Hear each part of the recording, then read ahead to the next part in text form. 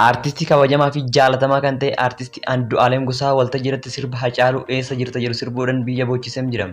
Egaa hordoftoota keenya nageenya keenyas hin daganne akkam jirtu nageenya keenya bakka jirtanitti isin haa qaqqabu jecha warroonni YouTube chaanaalii keenya faaraa taatan YouTube chaanaalii keenya subscribe godhaa isin jennam. Egaa sirbi kun akka itti aanutti isiniif dhiyaatee jira. Sirbi kun yoo isinitti tole like godhaa isin jenna jechuudha. Haga dhumatti daawwadhaan affeerraa keenya.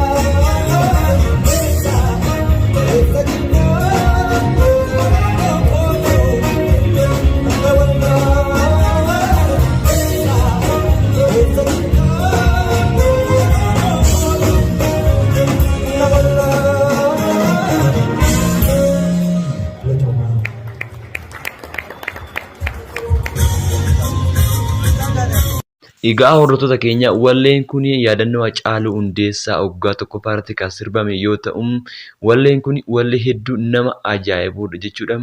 Egaa walleen kun yoo isinitti tole yaada keessan karaa koomentii nuuf godhaa isiniin jenna jechuudha. Egaa viidiyoo kana hundi keessanuu akka sheer gootan abdii qabna.